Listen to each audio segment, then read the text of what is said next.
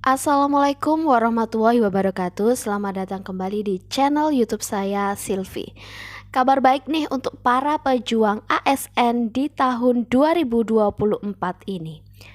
Awal tahun baru ini Bapak Presiden Jokowi resmi mengumumkan penerimaan CPNS dan P3K 2024. Kabarnya untuk formasi penerimaan CPNS dan P3K di tahun ini sangat besar. Penerimaan CASN di tahun ini tidak hanya untuk menyelesaikan tenaga non-ASN saja loh, tetapi lulusan baru atau fresh graduate juga bisa mendaftar dan alokasi formasinya juga sangat besar. Selengkapnya simak penjelasan video ini ya. Sebelum saya membahasnya, seperti biasanya bagi yang belum subscribe bisa untuk klik subscribe-nya terlebih dahulu serta aktifkan loncengnya ya agar dapat selalu mendapatkan notifikasi update terbaru dari channel ini.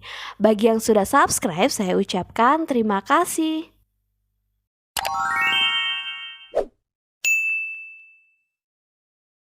Assalamualaikum warahmatullahi wabarakatuh. Salam sejahtera bagi kita semua. Bapak, Ibu, dan saudara-saudara sebangsa dan setanah air, menghadapi disrupsi teknologi yang sangat pesat, pemerintah membutuhkan para pembelajar muda yang terampil dari berbagai disiplin ilmu untuk mendukung pelayanan publik berbasis digital, efisiensi birokrasi, dan mendorong peningkatan kinerja serta akuntabilitas pemerintah. Pemerintah memberikan kesempatan bagi para lulusan baru atau fresh graduate dengan membuka formasi CPNS tahun 2024 sebanyak 690.000 orang yang tersebar di instansi pusat 207.000 dan di instansi daerah 483.000. Pemerintah juga akan menyelesaikan penataan tenaga non-ASN berdasarkan database BKN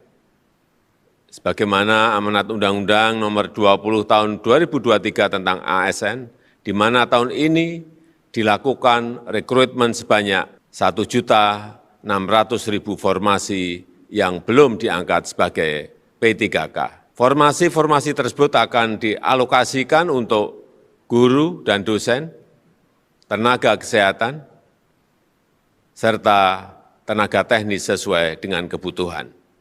Sehingga tahun ini pemerintah akan membuka rekrutmen calon aparatur sipil negara sebanyak 2.300.000 formasi.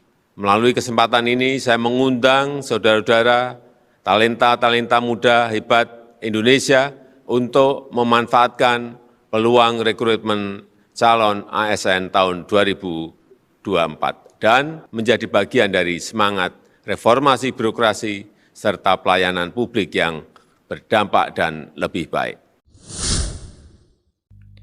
Nah, seperti yang sudah dijelaskan pada pidato Presiden tadi ya, total rekrutmen ASN pada 2024 yaitu sebanyak 2,3 juta formasi. Jumlah ini merupakan jumlah yang sangat banyak dibandingkan jumlah formasi di tahun-tahun sebelumnya. Selain itu, untuk lulusan terbaru atau fresh graduate yang di tahun-tahun sebelumnya sangat minim sekali untuk bisa mengikuti seleksi CASN.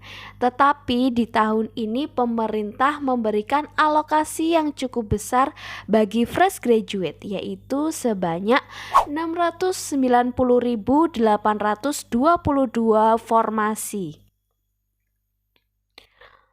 Total rekrutmen ASN di tahun 2024 ini sebanyak 2,3 juta formasi yang tersebar pada instansi pusat sebanyak 429.183 yang terdiri dari CPNS dan P3K. CPNS sendiri yang dibutuhkan berjumlah 207.247 formasi dan P3K sebanyak 221.936 yang merupakan gabungan dari guru, dosen, tenaga kesehatan, dan tenaga teknis. Sementara itu, untuk formasi instansi daerah mencapai 1.867.333 formasi yang terdiri dari 483.575 formasi CPNS dan 1.383.758 formasi P3K. Alokasi untuk sekolah kedinasan juga tersedia sebesar 6.027 formasi. Oke, persiapan awal untuk menghadapi rekrutmen CASN 2024 ini baik yang nantinya akan mendaftar sebagai CPNS maupun P3K. Persiapkan berkas-berkas wajib ini ya, walaupun nanti tergantung instansi yang dilamar juga akan menambahkan persyaratan berkas apa lagi. Tetapi berkas ini wajib harus ada. Adapun berkas-berkas yang harus disiapkan adalah yang pertama, file pas foto terbaru, formal berbackground merah dan berukuran tidak lebih dari 200 KB. Kemudian yang kedua, scan KTP elektronik dengan ukuran tidak lebih dari 200 KB. Biasanya untuk KTP elektronik ini jika tidak dipersiapkan jauh-jauh hari sebelumnya, nantinya akan bermasalah. Misalnya saja nih, ada perubahan data pada KTP seperti pindah domisili ataupun yang dulunya belum berkeluarga sekarang menjadi sudah berkeluarga. Nah, seperti inilah yang membuat nomor induk kependudukan atau NIK tidak bisa tersinkron ke SSCASN. Kemudian yang ketiga, scan ijazah beserta transkrip nilai sesuai dengan yang dipersyaratkan pada instansi yang akan dilamar. Kemudian yang keempat, scan kartu keluarga.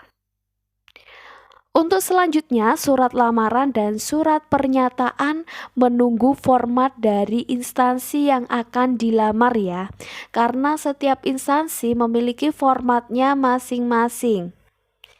Jadi, calon pendaftar CASN wajib selalu memantau informasi baik dari website ataupun sosial media instansi yang akan dilamar. Jika P3K, wajib melampirkan surat pengalaman kerja dari instansi tempat ia bekerja sekarang yang relevan dengan formasi yang akan dilamar. Sebenarnya baik untuk mendaftar CPNS maupun P3K, 4 syarat ini adalah syarat wajib yang harus dipenuhi, ditambah dengan surat lamaran dan surat pernyataan yang menunggu informasi dari instansi yang akan dilamar. Tetapi syarat tambahan lain juga pastinya ada, seperti melampirkan akreditasi perguruan tinggi, tes TOEFL terbaru, dan lain sebagainya. Tetapi yang seperti ini hanya beberapa instansi saja yang mensyaratkan. Yang jelas penuhi dahulu 4 syarat ini ya. Kemudian untuk tenaga non-ASN yang datanya sudah terdaftar di pendataan BKN pada tahun 2022 ini juga harus mempersiapkan data kembali yang terbaru ya. Untuk kedepannya apakah akan menjadi ASN tanpa tes atau bagaimana, masih belum ada informasi lebih lanjut. Tetapi data yang harus diperbarui itu seperti menyiapkan beberapa file scan mulai dari SK awal bekerja sampai dengan SK yang terbaru di tahun 2024 ini. Karena pendataan yang dilakukan oleh BKN dulu itu pada tahun 2022, maka dari 2022 ke 2024 jelas banyak perubahannya ya. Pendataan non-ASN yang dilakukan oleh BKN tidak untuk menambah tenaga non-ASN baru, melainkan merevisi data non-ASN yang sudah masuk pada data BKN. Bisa dipahami ya? Untuk persiapan menghadapi tes CASN 2024, pastinya yang pertama, siapkan mental. Yang kedua, carilah informasi mengenai rekrutmen CASN kepada yang sudah berpengalaman. Kemudian yang ketiga, belajar materi ujian. Kemudian konsisten atur jadwal belajarnya ya. Walaupun sedikit-sedikit belajarnya, tetapi kalau dilakukan setiap hari itu akan konsisten dan akan membuat kita terlatih daripada sekali belajar langsung beberapa jam atau langsung sehari belajar dalam satu waktu. Itu tidak akan efektif ya. Dan yang terakhir, jangan lupa berdoa dan mintalah restu ke orang tua maupun keluarga. Untuk materi yang akan diujikan pada formasi CPNS yaitu ada seleksi kompetensi dasar atau yang disebut dengan SKD dan seleksi kompetensi bidang atau biasa yang disebut dengan SKB.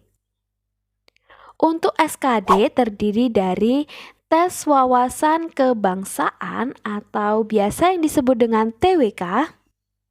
Kemudian tes intelijensi umum atau biasa yang disebut dengan TIU dan tes karakteristik pribadi atau yang disebut dengan TKP.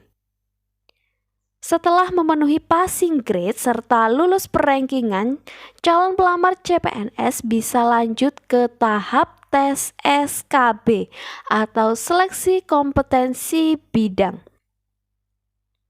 Untuk SKB ini tergantung instansi yang dilamar ya, yang diujikan. Yang diujikan adalah mengenai bidang formasi yang akan dilamar. Di sini juga ada CAT-BKN, wawancara, praktek kerja, psikotes, kejiwaan, dan kesehatan. Tetapi tergantung instansi yang dilamar juga ya untuk penentuan tes SKB ini. SKB satu instansi dengan instansi yang lainnya itu tidak sama. Kemudian untuk materi yang akan diujikan pada pelamar P3K yaitu yang pertama ada tes manajerial. Yang kedua ada tes sosiokultural. Yang ketiga ada tes wawancara. Dan yang keempat ada tes kemampuan teknis. Materi tes yang akan diujikan untuk P3K ini sebelumnya sudah pernah saya bahas ya. Pada video saya yang ini bisa disimak ya di video saya yang ini. Nanti linknya juga akan saya cantumkan pada deskripsi video. Oke, mungkin sekian dulu yang dapat saya sampaikan pada video hari ini. Semoga bermanfaat. Sampai bertemu di video selanjutnya dan terima kasih.